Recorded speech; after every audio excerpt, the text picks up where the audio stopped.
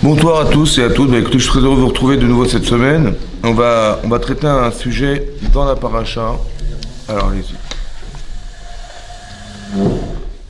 Bonsoir à tous. Merci d'interrompre le shiur. Je voulais simplement, pour introduire, remercier le Rav Yonatan Ben Chetrit qui nous fait l'honneur d'inaugurer cette soirée d'études le mercredi soir dans le Beth Midrash du Centre européen de judaïsme.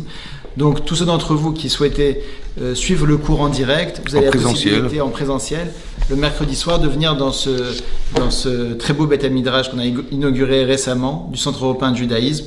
On pourra retrouver Bezrat Hashem Rav Yonatan Ben Chetrit le mercredi soir de 20h à 21h dans une ambiance très conviviale, très chaleureuse. On communiquera pour les prochaines semaines également ce rendez-vous, mais on compte sur vous également, pour ceux qui peuvent, venir en présentiel, assister au shiur du Rav. Et merci en tout cas à tous d'être présents par Zoom et en présentiel au centre. Merci à tous, bonne soirée, et je remercie à nouveau le Rav Yonatan Ben Chetrit qu'on avait eu le plaisir d'entendre ces dernières semaines en distanciel, mais maintenant on peut le faire aussi en direct. Merci beaucoup, Jérôme, merci beaucoup. Voilà, on vous attend nombreux, j'espère qu'il y est nombreuses, j'espère que vous serez présents très rapidement, déjà dès la semaine prochaine.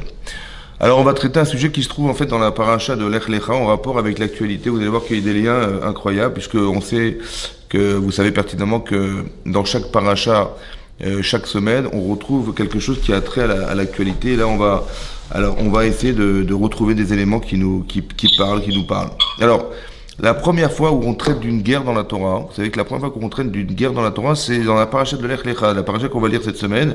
Effectivement, il va y avoir une guerre qui va être organisée entre des rois qui vivent à Sédom et qui vivent autour de Sédom, vous voyez, qui est aujourd'hui la mer morte. Et en fait, on va se rendre compte que il va y avoir 5 rois qui vont faire la guerre contre 4 autres rois, et ils vont les assujettir, et ces 4 rois vont ensuite se rebeller contre ces fameux rois. Et parmi ces rois, il y avait Nimrod. On sait que Nimrod est celui qui va jeter Abraham Avinu dans la fournaise ardente en lui proposant de soit pratiquer l'idolâtrie, donc renier son Dieu, soit mourir brûlé dans une fournaise. Et Abraham a accepté de mourir. Et là-bas, c'est marqué, le Midrash rapporte que, on sait dans la Torah qu'il a survécu. En fait, c'est marqué dans une allusion dans un verset de la Torah, puisque on sait que Abraham vivait à Ur-Kasdim. Ur-Kasdim, c'est le feu de Kasdim, et en fait, ça fait allusion au fait qu'Abraham, il a dû subir cette épreuve, qui était la première épreuve de sa vie, de savoir est-ce qu'il allait renier sa croyance, ou bien qu'il allait succomber à la vodazara, à l'idolâtrie. Et donc, il arrive un miracle incroyable, il va survivre. Il survivre à cette épreuve. Et le Midrash pose la question, mais qu'est-ce qui lui a permis de survivre à cette épreuve? Alors, évidemment, la question est bizarre, parce que si Hachem a décidé qu'Abraham méritait de survivre, il fait ce qu'il veut pour le faire vivre. En fait, le Midrash expliquait que non, c'est pas son mérite qui le fait vivre, c'est le fait qu'Abraham devait engendrer Yitzhak et Yaakov. La finalité d'Abraham, c'est Yaakov Avinu, qui va engendrer ensuite le peuple juif à travers ses enfants. Et donc, peut-être pour lui-même, ça avait peut-être pas le coup qu'il survive. Peut-être qu'il aurait fait un grand kiddush Hachem, il aurait sanctifié le nom d'Hachem en mourant pour ses idées. Mais en fait, on se rend compte qu'il devait absolument vivre pour engendrer Yaakov Avinu. Et donc, ici, qu'est-ce qui va se passer? Il va se passer qu'en fait, il va y avoir une guerre qui est déclenchée ici, la première guerre. Et vous savez que la première fois qu'on parle d'un sujet dans la Torah, c'est très important de souligner qu'à chaque fois que vous allez voir un sujet qui est traité pour la première fois, ou un mot qu'on retrouve pour la première fois dans la Torah, c'est qu'essentiellement, tout se trouve à l'intérieur de ces informations. Et donc, les informations qu'on va tirer là, elles sont importantes, puisque on va tirer des enseignements qui vont nous permettre de mieux comprendre ce qui se passe aujourd'hui. La première guerre, c'est celle-ci. Et qu'est-ce qui se passe? Donc ces guerres en fait vont ensuite entraîner la captivité de Lot, puisque Lot vivait à Sédom, et donc il va être pris en captivité, il va devenir un otage de ce peuple. Et là-bas, le Sfando, qui est un des commentaires du Chumash, explique pourquoi ils l'ont pris en otage. Parce qu'il savait pertinemment qu'Abraham avait beaucoup d'argent et qu'on pourrait lui réclamer de l'argent pour essayer de libérer son neveu qui était à la fois son beau-frère.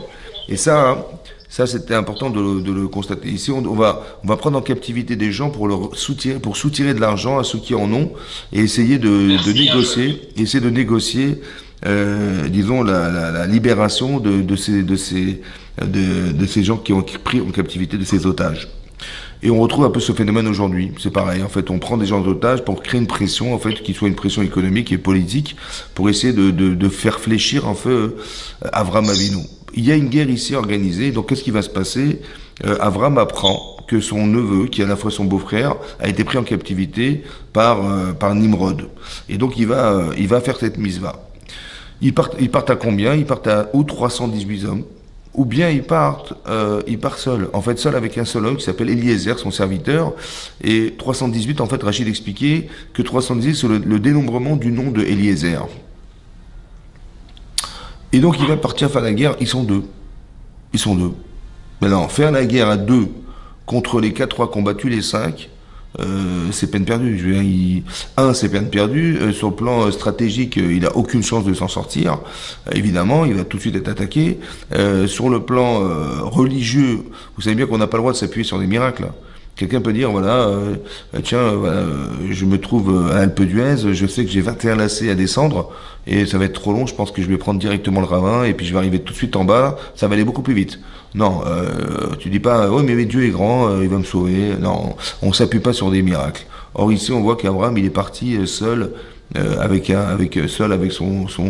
son élève qui était Eliezer. Ils sont partis à deux, ils n'ont aucune chance d'en sortir. On ne s'appuie pas sur des miracles en espérant que Hachem va nous sauver, ça n'existe pas ça. Comment ça fait qu'Abraham il a pris le risque? On dit dans la prière, vous savez, dans la tfila, on dit que dans la Hamida, on dit Magen Avraham. On dit Baruch Ata Hachem, Magen Avraham. Hachem est le protecteur d'Avraham. Magen, c'est un bouclier. Comment ça se fait qu'Hachem il va protéger Abraham? Parce qu'Abraham c'est une tête brûlée. Ouais, il a le courage de ses opinions. Il dit voilà, j'ai une mitzvah, je dois sauver mon neveu. C'est une mitzvah, c'est un commandement d'Hachem de pignon jouim, c'est-à-dire de libérer des prisonniers. Et j'y vais, je fonce. Maintenant, qu'est-ce qu'il lui apprend pour arriver à imaginer qu'à lui tout seul il va réussir à vaincre les 4 qui ont battu les 5 et qu'Hachem il est obligé de le suivre et de le protéger pour faire que cette mission va aboutir. Comment ça se passe? Alors les commentaires expliquent en fait il faut savoir, c'est un midrash un midrash rabbah, qui explique que la guerre qui existe ici, oui, en fait c'est une guerre qui va être, c'est marqué Beraglo Shel Mashiach.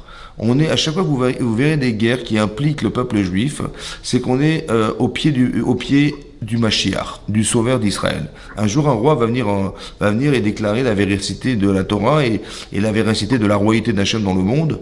Et cet homme s'appelle le Mashiach. C'est lui qui va déclencher, en fait, un processus de guerre qui va engendrer le fait qu'on va devoir accepter que Hachem est le roi de cette planète Terre qu'on refoule. Et là-bas, le Midrash d'expliquer qu'en fait, on va en vouloir à Lot et on va en vouloir à Abraham. Pourquoi à Lot et à Abraham? Parce que en fait la guerre qu'on vit en fait, de l'extérieur, on sait pas, on peut imaginer que c'est une guerre une guerre idéologique, une guerre politique, une guerre économique. En vérité, tous les prétextes qu'on peut inventer et qu'on peut imaginer en fait sont vrais, c'est vrai. De l'extérieur, c'est vrai, mais au fond du fond, c'est pas ça. En fait, au fond du fond, vous savez que dans chaque situation où il y a des guerres sur Terre, il y a forcément au-dessus de ça une guerre dans le ciel. Qu'est-ce que c'est que cette histoire de guerre dans le ciel? Oui, on dit dans la prière, vous savez que quand on finit la Hamida, on dit Ose Shalom Bimromav. Oui, Ose Shalom Bimromav, Dieu fait la paix dans le ciel, ouais, et on espère qu'il va le faire sur la terre. Ose Shalom Bimromav, Hachem fait la paix dans les cieux. Vous voyez, on a l'impression qu'il y a la guerre des étoiles et que Dieu il fait la paix là-haut. Ouais, c'est quoi cette guerre dans le ciel? Qu'est-ce que c'est que cette guerre dans le ciel? En fait, il y a une guerre entre les anges.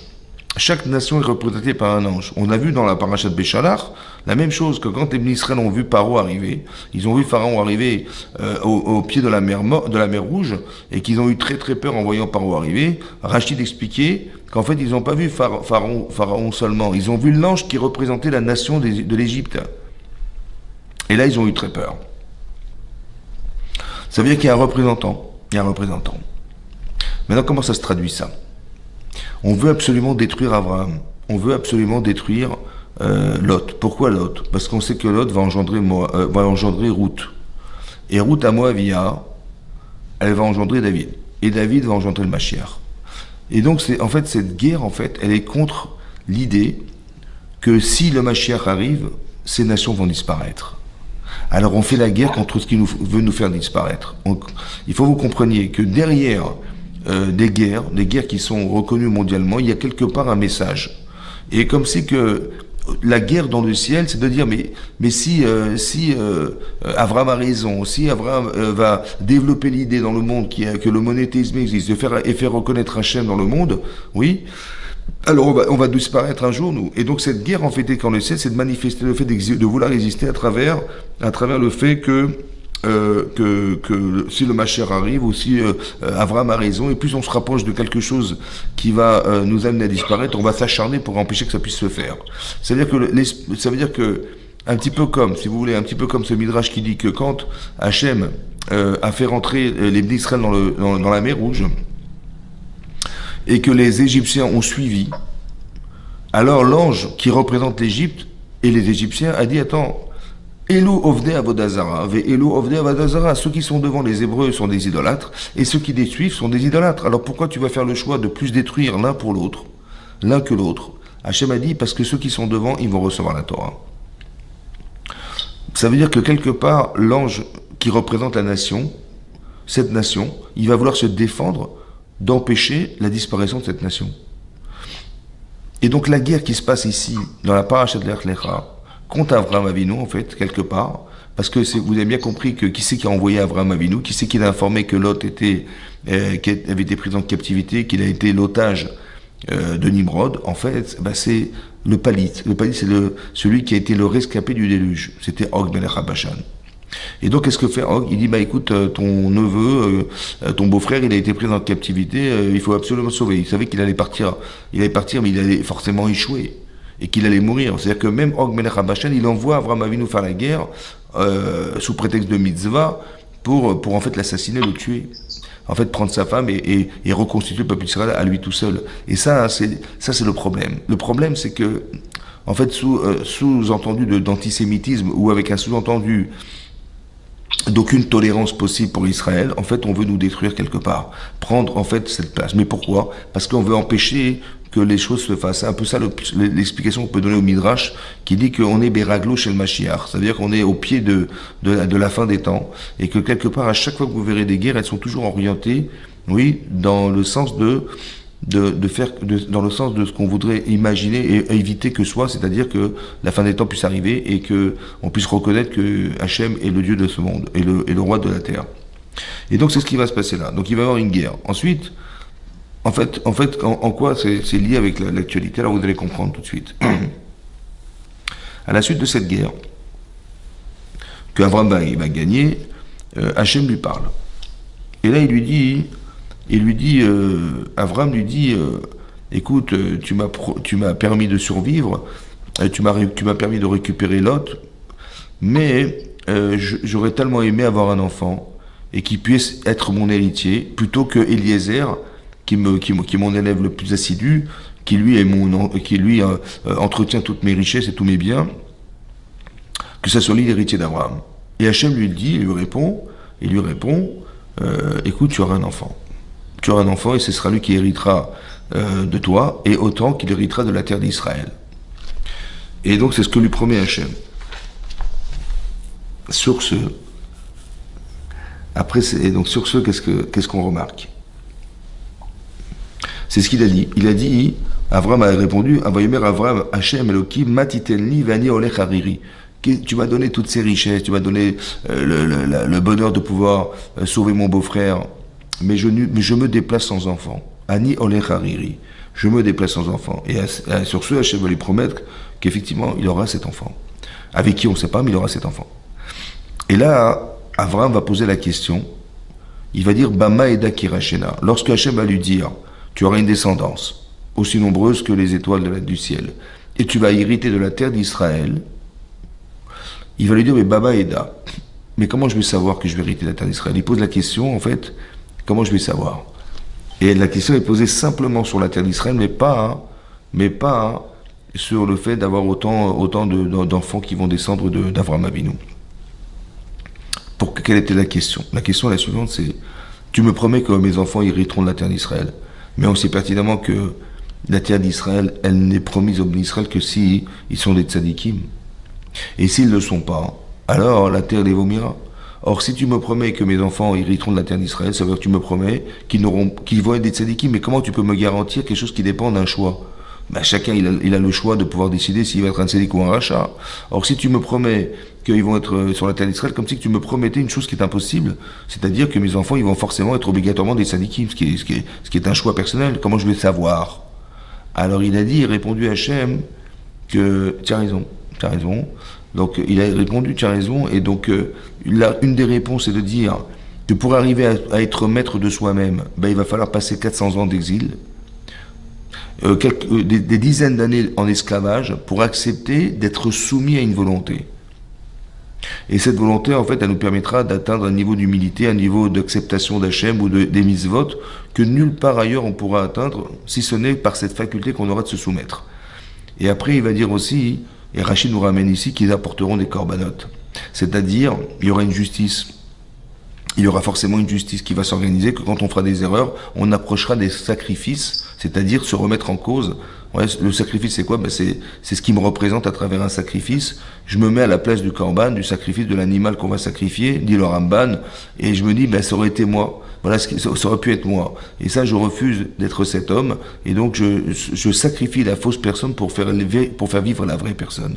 Des corbanotes. Et c'est ces sacrifices, en fait, qui vont permettre au peuple Israël de résister à tout ça. Des corbanotes. Des sacrifices. Ça, c'est quand on a le Beth Amikdash. Mais quand on n'a pas le Beth Amikdash, qui vont être les corbanotes, qui vont être le sacrifice. Le sacrifice a pour objectif de faire changer la personne. Le sacrifice a pour objectif de permettre à la personne d'être différente. Maintenant, malheureusement, il y a eu des sacrifices. Les gens qui sont partis, en fait, qu'est-ce qu'ils ont entraîné? Ben, ils ont entraîné une solidarité incroyable, une volonté de faire teshuva, une volonté d'éliminer tout ce qui nous fait du mal. Malheureusement, je dis malheureusement parce qu'on a été obligé de passer par là, c'est un sacrifice. Vous avez compris, on n'a pas de sacrifice aujourd'hui, donc personne individuellement peut le faire. Mais peut-être que derrière ce sacrifice qu'on a pu vivre, ces personnes elles sont parties en sacrifice, pourquoi faire? Ben pour nous secouer, pour nous apprendre à pouvoir vivre en solidarité, d'être confiant en fait que qu'on soit religieux par religieux, qu'on soit anti-religieux par je sais pas quoi, vous avez vu les conséquences que ça peut avoir. Ça veut dire de comprendre que ce qui nous arrive, c'est pas l'analyse c'est pas l'analyse de ce qu'on a subi qu'on doit analyser et vivre. C'est de savoir qu'est-ce qu'on est devenu parce qu'on a vécu, parce qu'on a subi. Et ça a été un bouleversement mondial. Ça veut dire qu'on s'est rendu compte qu'en fait on est victime de barbares, on est victime de gens qui veulent nous assassiner, on est victime de gens qui n'ont pas d'autre objectif que de nous tuer. Et on se rend compte que en fait la vie a un autre sens, on se rend compte de la valeur de la vie, on se rend compte du drame que ça a pu représenter chez nous, et plus rien ne pourra ressembler à ça un jour. Vous comprenez ce que je veux dire? La solidarité qui a pu être engendrée aujourd'hui en Israël par ce biais-là était extraordinaire. Des corbanotes. Qu'est-ce qui va se passer? Abraham va dire ça. Ok. À la suite de ça, la Torah nous dit que Sarah et Aïchet Abraham, lo yaldalo, vela shifra mitzrit. Sarai, Sarai, qui était la femme d'Abraham, elle n'a pas permis à son mari d'avoir des enfants. Lo yaldalo, elle ne lui a pas donné naissance à lui, à son mari. Vela shifra mitzrit, elle avait une élève qui était égyptienne, elle s'appelait Agar. Cette femme, en fait, qui est cette femme? C'est une princesse. La princesse d'Égypte. En fait, quand Abraham, alors que c'était la famine en Israël, a dû voyager en Égypte, à la suite de ça, sa femme a dû subir, entre guillemets, l'obligation de devoir épouser Pharaon. Et Hachem a vu, il a mis des plaies sur Pharaon. Et à la suite de ça, il a découvert, Pharaon a découvert que cet homme qui était Abraham et cette femme qui était Sarai était un couple exceptionnel. Et il a dit à sa fille, qui était une princesse, il a dit, ton éducation ne va pas se faire chez moi. Elle va se passer dans chez ce couple-là qui était Abraham et Sarai. Et tu verras que tu as plus d'un gagner d'être une servante, ça veut dire une jeune élève chez Abraham et Sarai, que d'être une princesse en Égypte. Et donc elle va devenir ici l'élève de Sarai. Et bizarrement, Sarai, elle va proposer à son mari d'épouser cette femme. Va tomer Sarai à Abraham, inena atzarani Hashem iledet. Voilà qu'Hachem a stoppé ma capacité à avoir des enfants. Bona et shifrati. Va, je t'en prie, avec mon élève. Ou la ibane mimena. Peut-être que je construirai d'elle, ça veut dire une famille. je construirai d'elle une famille. Ça veut dire qu'il y a deux façons de les comprendre. Soit ça veut dire qu'elle a pensé, Sarai, que la femme qui va porter cet enfant, qui va être Agar, elle aura le mérite de permettre, grâce à Sarai, de construire une famille pour Sarai. Disons qu'elle se sera associée, elle, à cette capacité qu'aura Agar d'avoir des enfants, et que les Bnei Israël vont naître de cette femme. Elle se fait ce sacrifice pour son mari.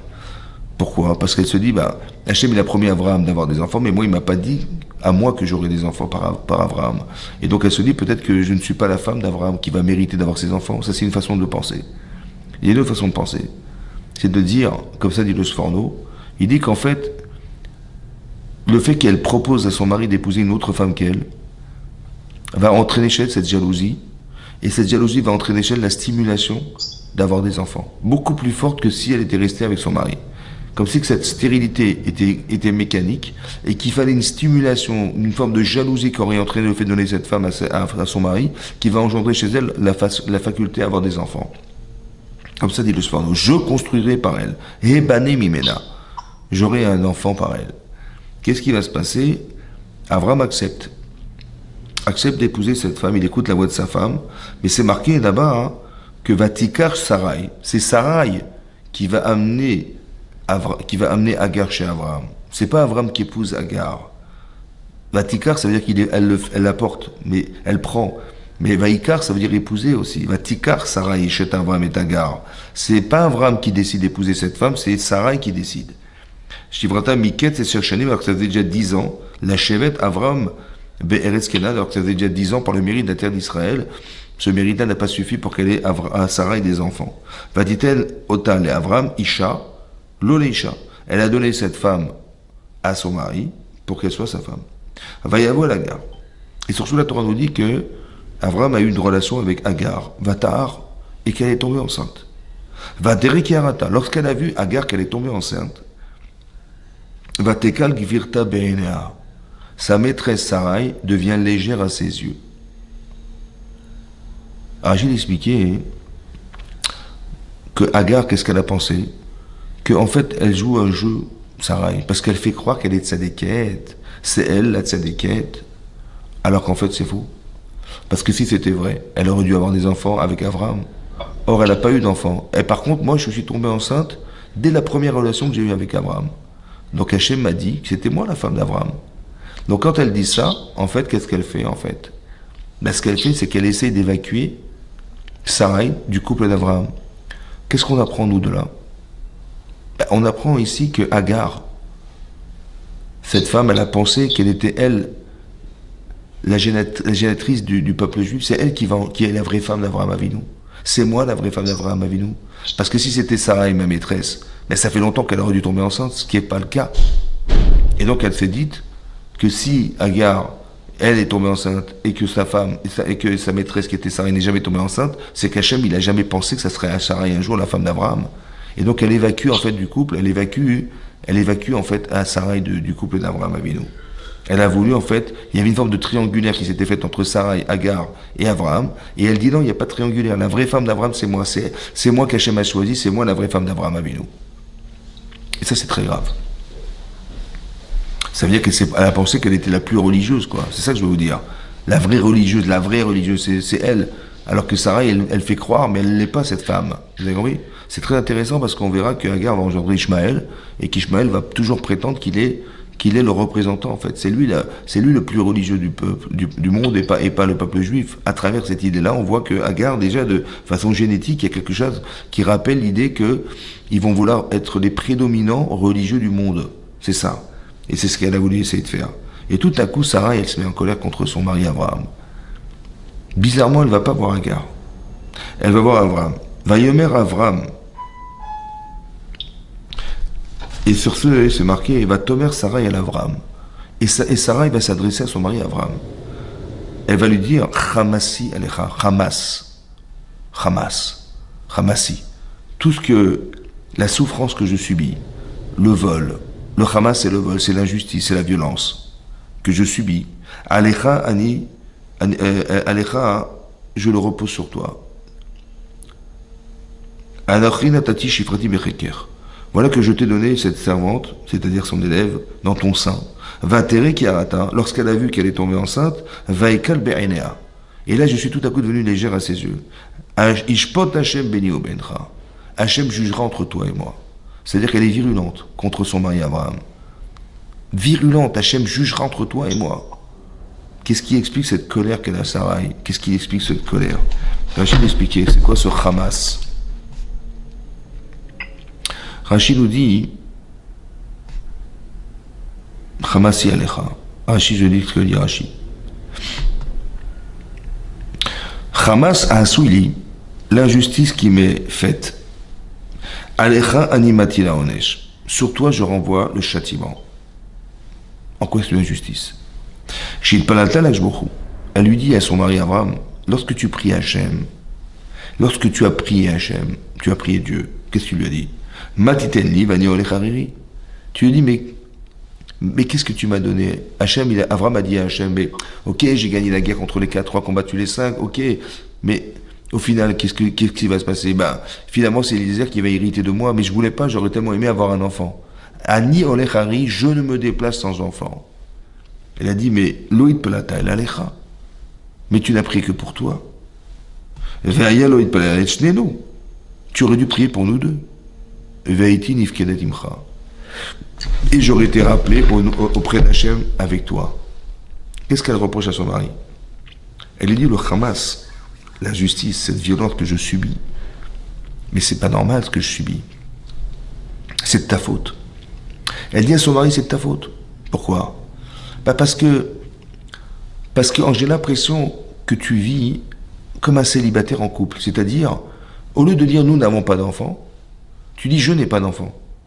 Et c'est parce que tu n'inclus pas dans ton esprit ma présence qu'Hachem il veut bien m'en donner. Mais il peut pas, parce que je ne suis pas présente dans ta vie, dans ton couple. Et donc elle s'énerve. Maintenant, d'où Sarah a su, tout à coup, à la suite de ce qui s'est passé, que quand il a dit Annie, je n'ai pas d'enfant, ça veut dire je n'ai pas d'enfant. Peut-être qu'il a dit je n'ai pas d'enfant, ça veut dire nous n'avons pas d'enfant. Comme je dis, où est-ce que tu pars cette année? Je m'en vais en vacances. Je pars en vacances. Évidemment, je pars avec ma femme, mes enfants, évidemment, je pars. Je pars pas tout seul. Donc quand je dis je, ça veut dire nous. Mais d'où elle a su, elle, que je veux dire nous? Ne veut pas dire nous, pardon. En fait, pourquoi? Parce que quand Abraham, il entend de Hagar qu'elle se vante d'être soi-disant la tzadékette et que sa femme n'est pas la tzadékette, le fait que Abraham n'intervient pas, c'est révélateur qu'en fait, que sa femme n'est pas présente dans sa vie. Du moins pas assez pour qu'il intervienne et dise à Hagar, et je suis désolé, tu n'en parles pas comme ça de Sarai. Or, il n'a pas réagi.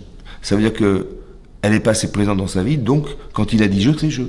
Et c'est une injustice, parce que moi, j'ai pensé que j'étais pas apte à pouvoir donner cet enfant à Abraham Avinu. Et c'est pour ça que je me suis permis de donner Hagar à Abraham Avinu. Mais c'est une injustice parce que je me suis rendu compte tout de suite qu'Abraham, en vérité, c'est lui qui a un problème. Comment il ose dire Annie alors qu'en vérité, ça veut dire, il aurait dû dire nous n'avons pas d'enfants. Et c'est parce que je ne suis pas présent dans sa vie, dans sa tête, que Hachem, il peut pas me donner d'enfants. Vous avez compris, c'est une injustice. Ou bien Hamas, Rachidi, c'est un vol. Pourquoi c'est un vol? Atachomé à Bizioni Veshotek. Tu entends la honte que je subis et tu te tais. Tu m'as volé les mots. Tu n'as pas réagi. Et ça, c'est insupportable. Bien compris ce qui se passe là. Pourquoi la Torah nous parle de ça? Comme si il y avait un rapport de manque de chesed d'Abraham vis-à-vis de son épouse. Et elle va subir un affront qui est insupportable pour elle. Hachem Mishpot Ben Yobencha lui dit. À la suite de ça, Abraham il a dit écoute, fais de cette servante ce que tu voudras. Et en fait, elle va perdre cet enfant. L'enfant qu'elle va porter, elle va le perdre.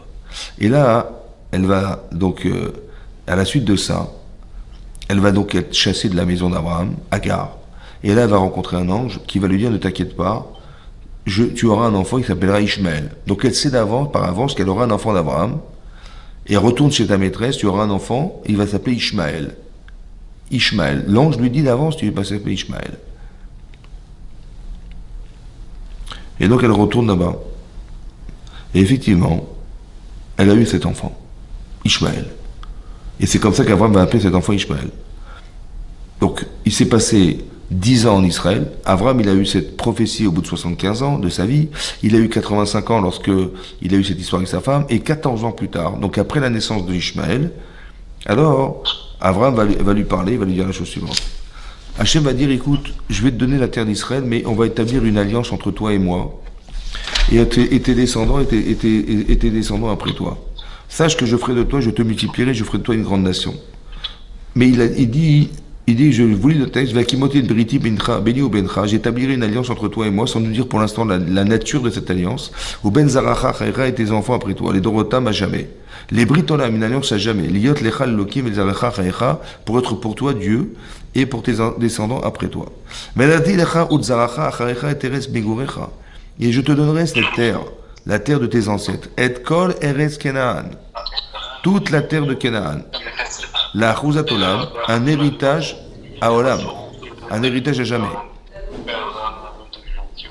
Cet héritage à jamais, ça veut dire qu'il va hériter de quelque chose qui va être un héritage. La terre d'Israël, c'est un héritage à jamais.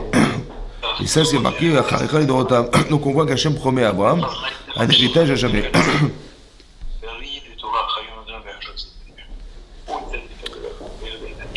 Et donc, on voit que la terre d'Israël était un héritage qui va être un héritage à jamais pour la terre, pour les d'Israël. Vayomer Elohim, et donc Vayomer Abraham.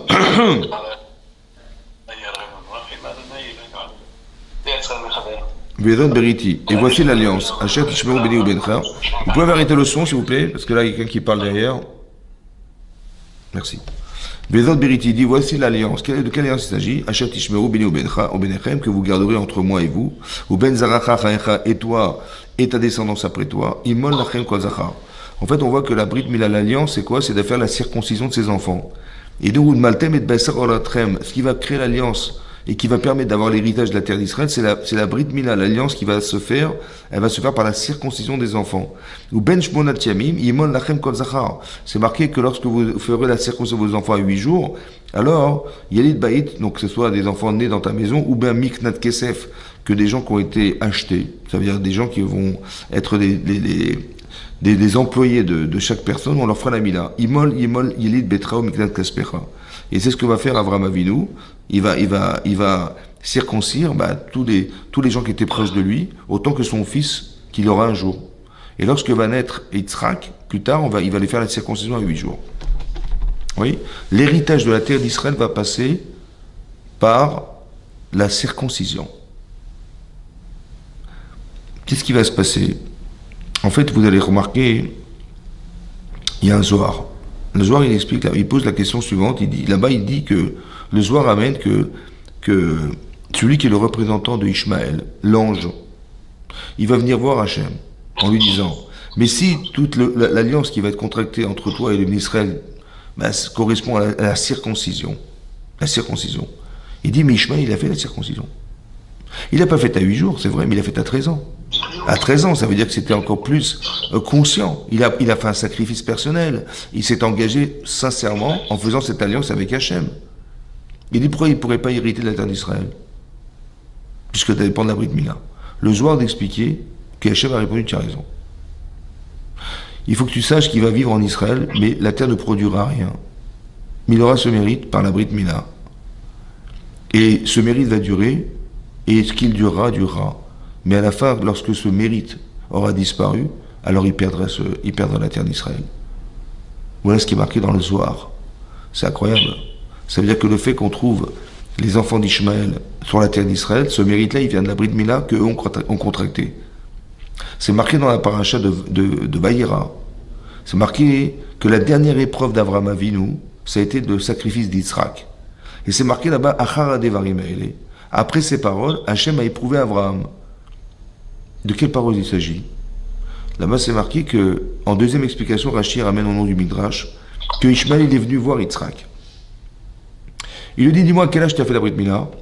Il a dit, je l'ai faite à 8 jours. Comme c'est marqué ici dans la paracha de Lech Lecha, et comme c'était préconisé par Hachem qu'il fallait faire la Brit Mila à 8 jours, la circoncision à 8 jours. Il a dit, mais moi je l'ai faite à 13 ans. La véritable alliance, elle était consciente chez moi. Je me suis vraiment lié d'alliance avec Hachem en faisant la Brit Mila. Et donc j'ai fait, et j'ai pas refusé, je me suis pas opposé à ça, et j'ai accepté complètement. Mais toi, tu l'as fait à 8 jours. À 8 jours, tu étais un petit bébé qui n'a rien pris sur lui. Tu as subi une opération chirurgicale. C'est ça la Brit Mila chez toi. Mais elle est où l'alliance que tu as contractée avec Hachem? Voilà ce que lui dit Ishmaël. Et sur ce, Israël va lui répondre. Il va lui dire, mais qu'est-ce que tu as sacrifié? Un petit membre de ton corps. Mais moi, si demain Hachem me demandait de me sacrifier complètement, que j'accepterais. Après les paroles qu'a dit Israël à Ishmaël, alors Hachem, il a éprouvé Abraham. Il a dit, tu peux prendre ton fils et le sacrifier. Il a fallu attendre qu'Israël il accepte d'être sacrifié pour le faire. Maintenant, c'est vrai que la question est bonne. La question d'Ismaël est bonne. Pourquoi on ne fait pas la Brit Mila à 13 ans? Elle est où l'alliance? Oui. Peut-être l'idée, c'est la suivante. En fait, c'est vrai qu'on devrait être frustré de la faire à 8 jours. C'est vrai. Et cette frustration, en fait, devrait nous dire, on devrait se dire, mais c'est vrai qu'on n'était pas là. C'est vrai qu'on n'en a aucun souvenir. C'est vrai qu'on n'a aucune preuve d'engagement. Il n'y a aucun signe d'engagement personnel dans l'alliance avec Hachem ou l'alliance. Alors en fait, cette frustration, elle devrait nous dire, ben, c'est vrai que j'étais pas là. Alors je vais me donner complètement pour Hachem. Comme Yitzhak a réagi, c'est peut-être pour ça qu'on fait la Brit Mila à 8 jours. Pour se dire que c'est vrai qu'on n'était pas là. L'alliance, elle n'a jamais été contractée par qui que ce soit. Alors je vais la prendre tout de suite. Je vais la prendre quand j'aurai l'âge de conscience. Je vais m'engager complètement pour Hachem.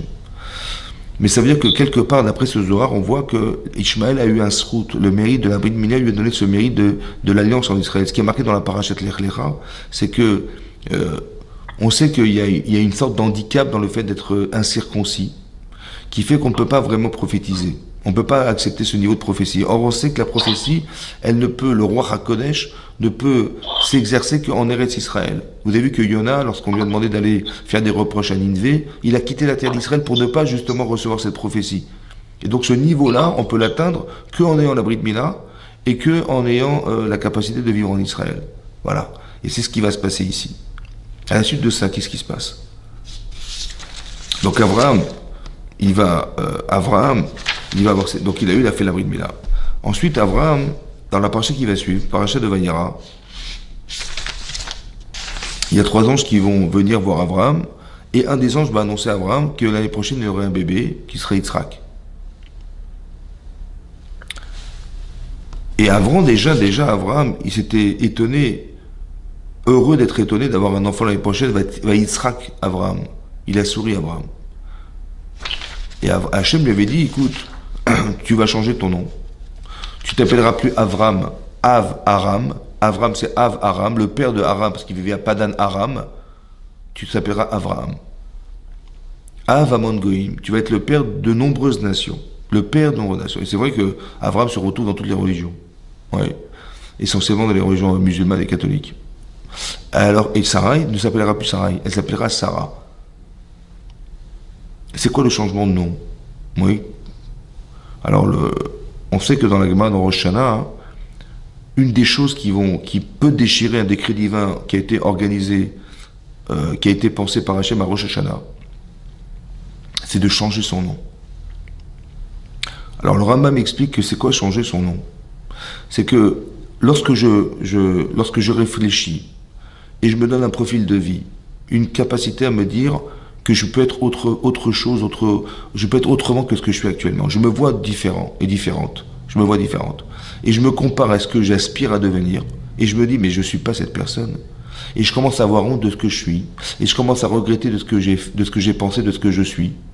Alors, j'aspire à devenir une autre personne. Et je tends vers cette personne. Le simple fait d'avoir la capacité mentale à se voir autrement, c'est ça, changer son nom. Je ne suis plus la personne du passé. Je ne veux plus représenter chez moi cette personne. Oui? Et bien simplement le fait de se profiler une vie différente, une opinion de soi différente, ça déchire un décret divin, ça. Parce que la personne qui a été jugée à Rosh Hashanah n'est plus la personne qu'on voit aujourd'hui. Ani Acher, dit le Rambam, je ne suis plus cette personne. Ou quand quelqu'un fait teshuva, on lui dit, mais je te reconnais pas, attends, on allait ensemble Shabbat, au Galeries Lafayette, on faisait des courses ensemble, et je crois, tu prends plus la voiture, tu prends plus l'ascenseur, tu gardes Shabbat, mais qu'est-ce qui t'arrive? Tu dis, mais je suis plus cette personne du passé. Ouais, Ani Acher, je suis un autre homme, je suis une autre femme. Oui, et bien c'est ça Ani Acher. Et bien simplement le fait de se voir autrement, ça suffit. Ouais, le fait d'être une autre personne suffit. Et ça ici, ce qu'il faut comprendre, c'est pas qu'Hachem il a changé le nom d'Abraham. Évidemment qu'il ne s'appelle plus Abraham, il s'appellera Avraham. Non. c'est qu'il est devenu Abraham. Il a tellement développé sa personnalité, par toutes les épreuves qu'il a dû subir dans sa vie, de l'âge de 75 ans jusqu'à 90 ans, là, il a tellement passé d'épreuves, il a tellement été transformé par ce qu'il a subi dans sa vie, il n'est plus l'homme du passé. Alors cet homme-là, maintenant, il peut engendrer des enfants. Cet homme-là, il va devenir la référence à toutes les nations. Seront bénites par toi toutes les familles de la terre. Ça veut dire que tu vas représenter quelque chose d'essentiel dans le monde. Mais c'est la dimension qu'il a atteinte, Abraham, qui lui fait changer son nom. C'est pas l'inverse. C'est pas qu'on dit, tiens, on va changer ton prénom et tu verras que tu vas devenir cet homme. Non. Ce que donne ici comme référence la Torah, que Hachem, il a changé le nom d'Abraham, c'est pas qu'il a changé. Il est devenu cet homme. Il n'est plus le Avram. Il est devenu Avram. Elle n'est plus Sarai. Elle est devenue Sarah. Et cette femme étant différente, elle peut engendrer un enfant. Ça veut dire comme si que toutes les épreuves qu'elle a dû subir, toutes les prières qu'elle a dû demander à Hachem, elle s'est tellement accrochée à Hachem, qu'elle est devenue cette femme. Et cette femme, elle peut mériter d'avoir cet enfant. Comme si que le niveau qu'elle avait auparavant ne méritait pas cet enfant. Alors il faut qu'elle devienne Sarah, cette femme-là. Ouais. Pas Sarah et ma princesse, mais la princesse. Elle n'est pas la femme d'Abraham. En fait, elle n'est pas la princesse d'Abraham. Elle est la princesse du monde entier, quoi.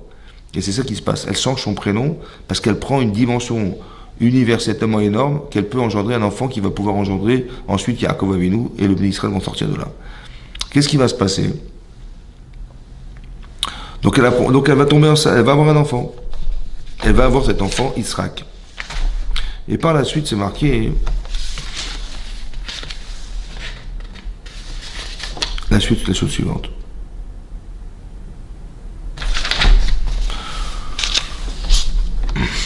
Dans la paracha de Vaïra,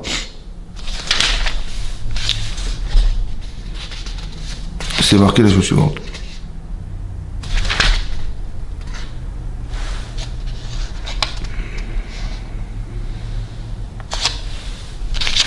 Voilà. C'est marqué qu'après qu'est grandi Yitzhak, marqué Vaïgdal Ayed Vaïgamel. Donc Yitzhak avait 2 ans, il a été sevré. Il a été sevré. Vayas Abraham Mishte Gadol Beyom Yigamel et Yitzhak. Il a fait un grand festin pour fêter la naissance de cet enfant et les 2 ans qu'il a eu. Mais Rachid expliquait que le grand festin qu'il a fait, c'est pas qu'il a fait un festin, un buffet de 200 mètres de long, c'est qu'il a invité les grandes secondes. C'est pour ça qu'il est grand. Et il a dit au roi au roi d'Égypte, au roi de Perse, au roi de tous les rois qui entouraient la Eretz Kenaan, il a dit, oui, cet enfant qui court là-bas, qui a 2 ans, ben, c'est mon fils. Pardon? Oui, j'ai 102 ans, ma femme 92 ans et on a eu un enfant. Et donc il a démontré par là que Hachem existe. À la suite de ça, va terrer Sarah et Ben Hagar à Mitzrit. A vu Sarah l'enfant de la servante qui était cette femme égyptienne. Asher Yalda le Avraham Metzachek, qui avait engendré un enfant avec Avraham, Metzachek qui s'amuse. Et Rachid expliquait Metzachek, il s'amuse. Rachid dit qu'il était devenu idolâtre. Il était Ishmaël est devenu idolâtre, il était devenu un criminel, et carrément il était débauché, il pratiquait l'adultère. Il faisait les pires avérotes, quoi. Va tomer le Avram, Garesh Hamazot Bet Bena. Et elle dit à son mari, sépare-toi de cette femme et de son enfant. Kilo Yiraj et Ben Hamazot et Benimim Yitzhak. Elle dit que cet enfant, l'enfant de cette servante, n'héritera pas avec mon fils, avec Yitzhak. Je ne veux pas que l'héritier d'Abraham soit Ishmaël. Et donc, qu'est-ce qu'elle fait, en fait? Qu'est-ce qu'elle est en train de faire? Elle est en train de dire à son mari, il faut déshériter carrément Ishmaël. Et ça, ben, c'est sur ce, va Tomer, et donc c'est sur ce, Vaïra d'avoir Meod Ben Abraham. Cette chose était horrible aux yeux d'Abraham, à l'odot Bédo, qu'on puisse parler de son fils comme ça. Elle a vu des choses que son mari n'a pas vues. Vaïmer Elohim, sur ce, Hachem va dire, El Abraham, Alira Benecha, Alanar, que ce ne soit pas mauvais à tes yeux ce que tu as pu voir pu entendre de cet enfant. El Amatecha de ta servante, qui Kol Asher Tomar Elecha Sarah, tout ce que te dira Sarah, Shma Bekola, écoute sa voix, qui Beitzrak et Karelecha Zara, parce que ta vraie descendance, elle passe par Yitzhak. En fait, qu'est-ce qui s'est passé? En fait, Sarah, elle a vu. Et Rachid expliquait que de là, on apprend que Sarah, il y avait un niveau de Roi HaKodesh, d'esprit divin, plus important que son mari. Donc, quand on dit marqué, elle a vu, elle n'a rien vu, en fait. Elle a vu, ça veut dire qu'elle a compris, elle a ressenti. Elle a vu des comportements, elle a vu des paroles, elle a vu des regards, elle a compris des choses. Ouais, ces émotions-là lui ont permis de savoir. Et elle a vu. Vous voyez? Alors ce qui est très intéressant, hein, c'est que Rachid nous explique ici comme ça. Mais Sachek, il s'amuse. En fait, Rachid nous dit ici que Ishmaël, il était sûr qu'il était l'héritier d'Abraham. C'est qui est né d'Abraham? Mais c'est moi. C'est moi Ishmaël, est né d'Abraham, le premier enfant né d'Abraham, c'est moi. Et Madame Sarah, elle veut me déshériter. Mais non, c'est moi. Qu'est-ce que fait Yitzhak? Qu'est-ce que fait Ishmaël? Il s'amuse à tirer des flèches sur Yitzhak. Il essaie de le tuer en prétextant qu'il s'amuse. Mais c'est bon, ça va, je tire, je m'amuse. En fait, qu'est-ce que voulait faire Ishmaël? Il voulait tuer Yitzhak pour être le seul héritier d'Avraham Avinu. Ça va? Avraham, il descend de Hagar. Et Hagar, elle a pensé que Sarai n'était pas la tzadékette. Parce que toutes ces années, elle était avec Avraham Avinu, elle n'a jamais eu d'enfant avec Avraham Avinu. Il ne faut pas me raconter de salade. Donc ça veut dire que la vraie femme d'Avraham, c'est qui? Mais c'est moi. Et ça, elle s'est mise en colère contre son mari à cause du fait qu'elle a pensé en fait évacuer Sarai du couple d'Avraham. Mais en fait, ce que ça a fait, qu'est-ce que ça a provoqué chez elle? Le désir d'enfant. Sarai, elle avait une vie normale avec son mari, mais ça faisait 10 ans qu'elle n'avait pas d'enfant. Qu'est-ce qu'elle a fait des Sforno? Elle a provoqué chez elle cette stimulation d'avoir des enfants en le donnant à cette femme, à son mari. Et c'est comme ça qu'elle a pu avoir Yitzhak. Maintenant qu'elle a eu Yitzhak, et qu'elle a vu que Ishmael tourne mal, elle a dit, mais c'est pas possible que cet enfant hérite de mon mari, c'est pas possible. Et donc elle a proposé à son mari de se séparer de cette femme. Et Avraham, il n'a pas compris ce qui lui arrivait. Parce qu'il dit, mais j'ai pas compris, mais mon aîné, c'est lui, c'est pas Yitzhak. Louis, il a dit, quand dans la paracha de l'Ech Lecha, il a dit, mais tu auras une descendance, etc. Il a dit, mais à 100 ans, j'aurai une descendance, c'est gentil, mais ma femme, 90 ans, c'est impossible. Et disons que c'était très étonnant. Il dit, Lou Ishmael, Yichye Lefanecha. Si seulement Ishmael pouvait vivre devant toi. Ça veut dire qu'il a pensé que cet enfant, c'est une certitude, l'autre, je ne sais pas ce que je vais avoir. Allez, va et que lui, ça soit l'enfant, l'héritier de... Ça veut dire qu'Avraham, il pensait que Ishmael était l'héritier d'Avraham. Le véritable héritier d'Avraham. Ça veut dire qu'il a donné une force à Ishmael, quoi. Et Sarah, elle a dit non, c'est pas lui, c'est... Ça veut dire que, en fait, ce qui se passe aujourd'hui, Ishmael est l'héritier de la pensée qu'avait eue sa mère d'être la tzadékette. Donc il vit de ça. Et lui, il pense qu'il est le véritable héritier d'Abraham. C'est pas Yitzhak. Vous avez compris? Donc tout ce que va engendrer Ishmael va être dans la certitude d'être le plus religieux et à la fois c'est nous l'héritier d'Abraham, c'est pas Ishmael, c'est pas Yitzhak. Vous avez compris ce qui se passe? C'est-à-dire que tous les conflits qu'on voit aujourd'hui, en fait, sont à l'origine de ce qui est marqué dans la Torah. Pourquoi la Torah nous raconte tout ça? Pour dire qu'il y a une origine qui est nourrie psychologiquement d'un désir d'être le véritable héritier d'Abraham, et d'un côté, ma mère m'a dit que c'était elle, la tzadékette, et pas Sarai. Ouais, elle fait croire, soi-disant, qu'elle est... Le problème, c'est que c'est vu de l'extérieur. De l'extérieur, c'est vrai que ça se juge comme ça. Mais nous, on sait pertinemment que l'argument qu'a eu Agar en prétextant que c'est qui la tzadékette? C'est moi, parce que si c'était Sarai, elle a vécu des dizaines d'années avec son mari, elle n'a jamais eu d'enfant. Donc ça veut dire que c'est qui la véritable héritière d'Abraham? C'est moi la vraie femme d'Abraham. En fait, c'est faux. Pourquoi c'est faux? Parce que c'est exactement l'inverse. La stérilité dans la Torah, c'est un révélateur inversé. C'est pas qu'elle est abandonnée par Hachem, c'est pas qu'elle mérite pas d'avoir des enfants, c'est exactement l'inverse. La Gemara dans Yevamot explique que toutes les matriages étaient stériles. Pourquoi? Parce qu'Hachem, il a un plaisir à écouter la prière des tzadikim. Ça va? Maintenant, le Rav Dessler, il pose la question, mais comment Hachem peut prendre du plaisir à écouter la souffrance d'une femme qui n'a pas d'enfant? Madame, elle pleure d'avoir des enfants, et Hachem dit, ah là, le kiff. Comment il peut avoir du plaisir d'écouter la souffrance des gens? Oui? Alors il explique que le plaisir d'Hachem, c'est de savoir de voir le niveau qu'on va atteindre de proximité avec Hachem parce qu'on est privé d'enfants. Maintenant, pourquoi il a privé cette femme en particulier d'enfants? Parce qu'elle a une potentialité, c'est une grande tzadékette, et cette femme, elle a une potentialité d'engendrer un enfant exceptionnel. Alors il faut qu'elle atteigne ce niveau-là pour pouvoir engendrer cet enfant. C'est pour ça qu'Hachem, il attend qu'elle arrive à ce niveau. C'est ça la stérilité d'une femme. Donc c'est l'inverse, c'est pas qu'elle est abandonnée, c'est l'inverse, c'est qu'on attend d'elle quelque chose de spécial. Et donc quand elle dit, mais moi je suis tombée enceinte tout de suite, ça fait des années qu'elle vit avec Abraham, elle n'a pas eu d'enfant. Mais c'est pas parce qu'elle n'a pas d'enfant que c'est la preuve qu'elle est abandonnée, c'est pas la preuve qu'elle est soi-disant la menteuse. C'est très intéressant de voir que l'origine, il est là, l'origine. Les guerres, c'est marqué. Les guerres qu'il y a eu entre Nimrod et Abraham, etc., c'est pas une guerre. C'était une guerre en vérité qui veut opposer ceux qui veulent détruire Avraham Avinu. Ils veulent détruire en fait cette capacité qu'a Abraham de représenter le judaïsme. Pourquoi? Parce que plus on va avancer dans ce que Abraham il annonce qu'il est la représentante d'Hachem, et plus on va vouloir faire régner Hachem sur la terre. Mais faire régner Hachem sur la terre, c'est revendiquer qu'il avait raison. Or, Nimrod, Ishmaël, Esav, etc., eux, ils revendiquent que non, c'est eux.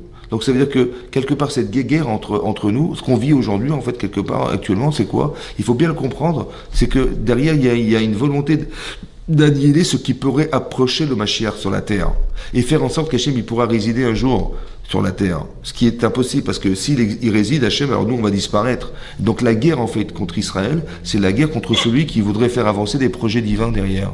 Et ce qui n'est pas possible pour eux, parce que approcher des projets divins, c'est de reconnaître qu'on a eu tort, qu'on n'est pas finalement on n'est pas les gens appréciés par Hachem au niveau de ce qu'on espère. Et c'est ça la guerre, en fait, d'éliminer comme Yitzhak, il se sent déshérité à cause de la femme de Avraham Avinu, et qui veut déshériter carrément Ishmael. Donc il va tuer cet enfant pour qu'on n'ait pas le choix de penser que c'est lui l'héritier. Vous avez compris? La guerre intrinsèquement liée à ça, c'est comme ça qu'il faut le lire. Un petit peu comme un jour, Nebuchadnezzar, il a détruit le temple, donc il y a des raisons économiques, politiques qui ont fait qu'il a détruit. Titus, Rome, c'est pareil, ouais, l'hégémonie de Rome à l'époque. Donc on imagine qu'il y a eu des conflits politiques, économiques entre les pays, qui a fait qu'il a voulu envahir l'Israël. D'accord? Dans la Gemara, c'est pas marqué comme ça. C'est marqué qu'il y avait de la sinatrinam, il y avait de la haine gratuite. C'est ça qui a provoqué tout ça. Ça veut dire qu'il ne faut pas regarder, il ne faut pas analyser et décrypter la situation comme elle apparaît politiquement. Ce sont des raisons extérieures. Mais au fond, on a perdu quelque chose. Pourquoi? Parce qu'on n'était pas solidaire. Il y a eu de la haine gratuite. La haine gratuite, c'est la haine qui était née en vérité du virus qu'il y avait depuis le départ entre Yosef et ses frères. Et ça n'a pas été complètement solutionné. C'est comme ça qu'on doit lire l'actualité. À travers ce que la Torah nous dit, qu'il y avait un virus au départ qui était incrusté dans la famille de Yaakov Avinu, qui était le fait de ne pas supporter Yosef, pour des raisons qui soient légitimes, on va dire, qui étaient pour eux légitimes. Mais en vérité, au fond, il y avait un virus. Ouais. Ce virus, il est né de quoi? Il est né je pense, qu'il est né du fait que Yaakov, il n'a pas forcément accepté cette femme qui était Rachel, qui était Léa. Quand c'est marqué, il aimait Léa, mais Vayar Hashem, qui se noue à Léa. Il a vu Hachem qu'elle était haïe, cette femme. Ça veut dire, pas assez. La haine, c'est pas de la haine, c'est pas il la supportait pas. Puisque c'est lui qui l'a vu, Hachem. C'est pas Yaakov qui le voit. Donc ça se voyait pas, en fait. C'est inconsciemment, il y a quelque chose qui va entamer dans l'amour qu'il avait de cette femme. Et ça va engendrer une différence chez les enfants de supportabilité de celui qui va être l'enfant de l'autre femme, c'est-à-dire Rachel, pardon. Hachem a vu qu'elle était haïe par son mari. Ça veut dire quoi, haïe par son mari? Le manque d'amour, en fait, qu'avait Yaakov vis-à-vis de cette femme, a engendré, ce sentiment qu'elle a reçu, elle, qu'elle a vécu de ne pas être aimée par son mari, va engendrer quelque chose qui doit être corrigé. Par qui? Par les enfants. Ça veut dire que ce que vous voyez réellement, que les enfants de Yaakov, qui sont les enfants de Léa, ils vont juger et condamner Yosef, sous prétexte que monsieur, il s'est pris pour le roi d'Israël, en fait c'est faux. C'est pas ça c'est pas ça au fond. Pourquoi il y a un terrain quelque part à la haine derrière tout ça? Pourquoi ils ont jugé qu'il était coupable? Ils n'ont pas imaginé que c'est une interprétation d'un rêve. Tu peux te tromper. Oui. Non, il est coupable. Mais pourquoi? Parce que derrière, on veut se débarrasser de ce qui nous dérange. On veut récupérer, en vérité, comme si on voulait, entre guillemets, corriger ce que leur père n'avait pas su faire. Vous avez compris? Ce virus, il est resté, en fait. C'est énorme, quand même. Ouais. Ce virus, Vayar Hachem qui se noie Léa, qu'est-ce qu'il a fait Hachem pour corriger tout ça? Eh bien, il a ouvert la matrice de Léa, Vaïftach et Rachma, Verachel Akara. Vaïftach et Rachma, ça veut dire qu'il a ouvert la matrice d'une femme qui était stérile. Mais il l'a ouvert pourquoi? Parce que si cette femme, Léa, elle peut apporter un enfant à Yaakov Avinu, et qui va être comblé par l'amour qu'il va avoir de cette femme, ça va combler le manque d'amour qu'il avait d'elle. C'est ça qu'Hachem il a pensé.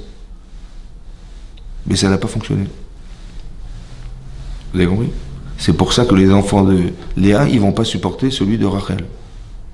Mais en fait, c'était inconscient au départ chez le père. Ça n'a pas été comblé. Hachem, il aurait tellement aimé que ce soit comblé de cette manière, ça n'a pas été fait. Et c'est pour ça qu'elle appelle tous ses enfants, elle, Elle appelle son enfant, le premier enfant l'appelle Réhouven parce qu'Hachem il a vu ma souffrance. Elle appelle son deuxième enfant Shimon parce qu'il a entendu combien j'étais haï par mon mari. Et le troisième, elle l'appelle Lévi parce que Oula, il n'y a pas. J'espère que maintenant il m'accompagnera, mon mari. Je lui ai amené 3 enfants. On est 4 femmes, 3 fois 4, 12. Je l'ai comblé d'être la femme qui a apporté. Donc c'est ce qu'elle espérait en fait. C'est de rétablir en fait inconsciemment, c'est inconscient ce qui est marqué là. Hein. Inconsciemment, elle voulait rééquilibrer en fait son couple en fait. Ce qu'il n'a pas pu se faire. Vous avez compris ce qui se passe, c'est ça. Mais quelque part, hein, c'est ça qu'on doit corriger aujourd'hui. Le problème, c'est que on manque de solidarité. Il manque quelque part le fait que Hachem, il veut se dévoiler dans le monde, ouais, parce que tout ce qui se passe, en fait, dès cet instant où ça touche Israël et ça touche le monde entier, ouais, il y a eu le Covid, aujourd'hui il y a la guerre, en fait, Hachem, il veut se dévoiler. Donc, comment ça doit se traduire chez nous, ça? C'est de dire, voilà, Hachem, il veut se dévoiler. Donc, je vais pas prier pour me débarrasser de nos ennemis. C'est un prétexte, en fait, pour dire, écoute, on vit une situation compliquée. Mais non, quand on voit la situation, je vois pas d'issue, en fait. Tu vas rentrer palestinien, les machins, tu vas rentrer à Gaza, c'est quasiment impossible, quoi. Quand c'est impossible, c'est divin. C'est un peu comme on est devant la mer Rouge.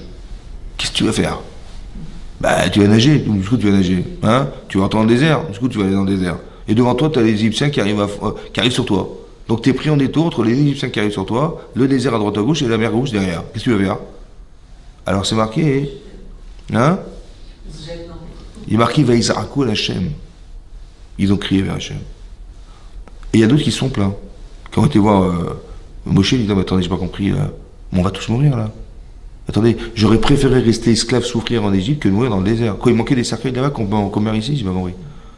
Donc ils ont analysé la situation de façade, on voit de façade. Il y a des gens qui ont compris que c'était Min Hashamayim. Ça veut dire quoi? Ça veut dire Hachem, quoi, il est assez fou pour me sortir d'Égypte, pour mourir dans le désert, quoi. 1 an de plaie d'Égypte pour nous sortir d'Égypte, pour mourir dans le désert, 1 semaine plus tard. Non. En vérité, cette situation est provocatrice de Imuna, c'est-à-dire, ils ont crié vers Hachem. Ça veut dire qu'ils ont prié, quoi. Ouais. Mais qu'est-ce que tu vas mettre dans ta prière? Bah, si tu dis, bah, débarrasse-moi de mon ennemi. Oui. C'est ça que tu vas dire. Alors Dieu, il t'a envoyé cet ennemi pour que tu pries pour qu'il l'enlève. Mais pourquoi il l'a envoyé? Non. En vérité, il a envoyé l'ennemi, pourquoi? Parce que le niveau d'Emouna que tu as eu pour sortir d'Égypte, il t'a suffi. Mais pas forcément pour recevoir la Torah. Alors il faut que tu atteignes un autre niveau. Ça veut dire que ce que tu vas subir va forcément t'accrocher à Hachem, puisqu'il n'y a aucune solution. Qu'est-ce que tu vas faire? Tu vas t'angoisser? Tu vas dire quoi? Tu vas dire, ah mais comment on va faire? Et comment on va s'en sortir? Mais de toute façon, tu peux rien faire. Donc arrête de t'angoisser, tu vas être un ulcère. Donc la situation n'a pas de solution. Il n'y a pas de solution. Donc s'il n'y en a pas, c'est une provocation à demander à Hachem de l'aide. C'est l'inverse. Donc je vais m'accrocher à lui. Et en m'accrochant à lui, je vais atteindre un niveau qui va éliminer Paro. Parce qu'il est venu pour quoi faire? Mais il n'est pas venu pour m'embêter, il est venu pour me permettre de m'élever. C'est comme Esav arrive, il va permettre à Yaakov de devenir Israël. C'est comme Aman arrive, il va permettre au peuple d'Israël de recevoir la Torah Be'ava, ce qu'ils n'ont jamais reçu à Shavuot. Ça veut dire que là, ce que nous vivons est une provocation à s'élever. C'est ça que ça veut dire. Et quand je m'élève, bah, la situation, qu'est-ce qu'elle fait? Elle provoque quelque chose. Donc, je ne suis pas au niveau, on m'envoie quelqu'un qui me fait réfléchir ou qui me fait m'élever. Et cette situation étant aboutie, donc il a plongé plus d'un de lui. Donc il disparaît. Vous avez compris ce qui se passe? C'est ça. Et là, la mer va s'ouvrir, ce qui est improbable. Et on va rentrer dans la mer, dans ce couloir, et les Égyptiens vont nous suivre, et on va peur d'être pourchassé par Paro, et la mer va se retourner autour d'eux, on va faire la Shira, et là il y a marqué Vayaminu Bachem. Ouvre mon chevdo. Comment ça va? Mais ils étaient déjà croyants depuis longtemps déjà. Non, que le niveau de croyance qu'ils ont atteint par cet événement-là leur a permis d'atteindre un niveau que jamais ils ont atteint de leur vie. Et là, on peut recevoir la Torah. C'est-à-dire que ce qu'il faut comprendre, c'est que tout ce qu'on subit n'a d'objectif que pour nous faire grandir. Vous avez compris? La solidarité qui a été engendrée par ce massacre, elle est incroyable en Israël. Mais c'est ça qu'Hachem, il aurait voulu. Dommage qu'on soit passé par là. Quand Yaakov Avinu, il rassemble ses enfants, il leur dit, je vais vous dire la fin des temps. Parashat Vayechi. Ouais. Il a dit, Yasfu, rassemblez-vous. Ikabetsu, regroupez-vous. Ve'agid alachem, je vais vous dire, Atacharit Ayamim, la fin des temps. Ça n'a pas pu se faire. La Shrina s'envole. Mais il a dit, ça ne pourra jamais se faire si vous n'êtes pas rassemblés. Ça ne pourra jamais se faire si vous n'êtes pas regroupés. Les 12 enfants, c'est tout le peuple juif, qui est concentré sur 12 personnes. Donc il dit, mais si vous voulez que la fin des temps arrive, il faut vous regrouper. La différenciation des êtres, c'est le travail du Yetzer Hara, de nous séparer. Dans les couples, dans les amis, dans les machins, entre nous. C'est tout son travail, c'est de couper les liens en fait. Et tant qu'on est séparés, bah, Hachem il veut bien, mais il peut pas se révéler puisqu'il n'y a pas de peuple. Donc cette volonté de nous solidariser par ce biais-là, ouais, et ben ça nous permet de comprendre qu'Hachem il veut absolument pouvoir, comment on va dire, résider parmi nous. Mais ça ne peut pas se faire si on n'est pas solidaire. Donc ces guerres en vérité n'ont de but que de désolidariser le peuple juif. On aura toujours des arguments contre nous. Quand j'entends dans les médias dire, eh ben, Israël a le droit de se défendre. A le droit de se défendre. Ça veut dire que non, on demande de mourir. Hein. Mais là, on a le droit de se défendre. Vous avez compris? C'est quoi? Ça veut dire quoi, avoir le droit de se défendre? Ben, on te tue, évidemment, tu te défends. J'ai pas besoin de te dire, là, tu peux te défendre, là. Avant, tu peux pas, hein, mais là, tu peux. Hein. Quand ça, tu peux pas. On peut toujours se défendre, c'est pas grave. C'est quoi ce discours bizarre? Vous avez compris? Donc quand c'est pas logique, c'est divin. Ça veut dire, normalement, tu mérites pas de vivre, mais là, si tu changes ta façon d'être, tu pourras vivre. Mais c'est incroyable. C'est pas de te débarrasser du mal, c'est de comprendre que ce mal a été organisé pour que tu t'élèves. Et quand tu t'accroches à Hachem, tout à coup, la vie va changer. Là, je peux résider, mais il faut qu'on soit solidaire. C'est ça, cette solidarité. Chacun à son niveau. Solidaire à son niveau, chacun à son niveau. Et c'est ce qu'on espère d'être Hachem, que ça va provoquer tout ça. Mais juste que je voulais vous rapporter les sources en fait d'origine de tout ce qui est marqué dans la paracha de Lech Lecha, dans ces parachiotes là, c'est d'expliquer l'origine de ce qu'on vit aujourd'hui, quoi. C'est ça. Tout est né de là, quoi. Chazakou, au Baruch. Merci beaucoup.